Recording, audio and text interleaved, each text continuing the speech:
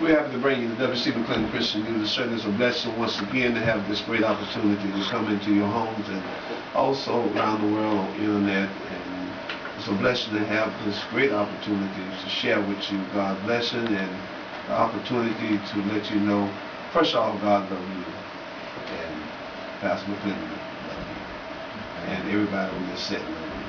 So we just want you to relax, and we're going to do a little interviewing here. It's been a while since I've been on the set here in this great city of Berkeley, California, BCM. BCM is a great studio. We've got some great people here. Our producer, Sister Evan, is doing a great job, and all her great help. We just thank God for her. Oh, I'll tell you, happy to have you tonight.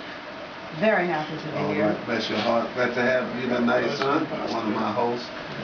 You know, we're going to talk about some issues that are going on around, not only around the Bay Area, but around the world. There's so many violence going on. You know, situation that happened in Texas. You know, the army guy that killed people for no reason. You know, we live in a society now, so many things going on down in San Pablo, California. Somebody burning up cars. You know, young lady sold her daughter into and a young man that I don't like to use the word purchase her, but the one that called himself, violent, ended up making them kill them. So we're living in a bad society now that not everybody, it's not everybody, but now, after dark, certain places that you're scared to go.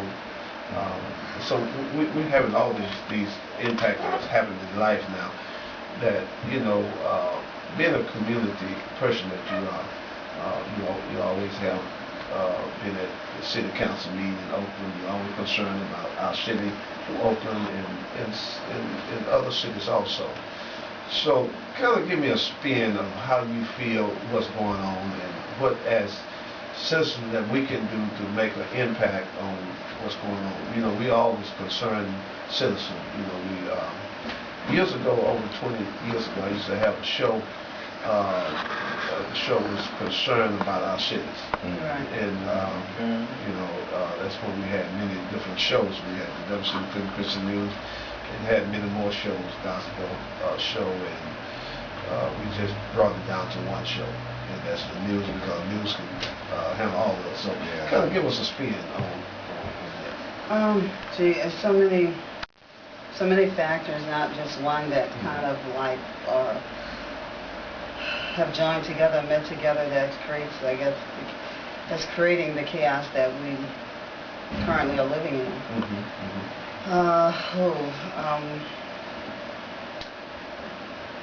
I think attributing to the escalating crime rate, I think obviously unemployment. If you don't have certain things, people are going to find them, they're going to get them, whether it's honestly or dishonestly, but people are going to eat.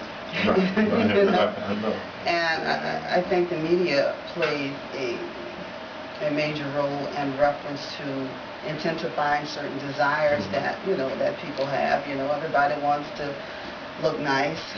Everybody wants a nice house. And when you see these things, they're constantly thrown at you, and this is supposed to be part of the American dream that, as I said, people are going to have them honestly or dishonestly, and I think it's the lack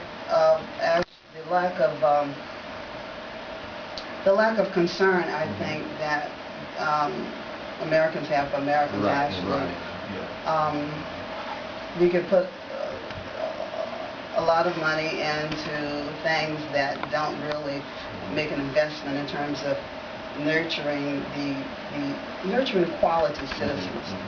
You can go abroad and you could, espouse this philosophy, but at home it's tremendously, it's just different. So if you don't invest in your own citizens in terms of education, in terms of health, these things are basically now luxuries that only people that have money, are going to be able to afford, then you're constantly making cutback, making services, but you always have money to put. I mean, spend billions and billions in the Bush administrations in terms of war, But when it comes to education, when it comes to creating jobs that and giving people a decent wage, because people need a livable wage in order to take care of their families, in order to live with a certain level of respect. And that's what life is about. It should be about a quality of life. And there's not enough money in that, and it also goes back into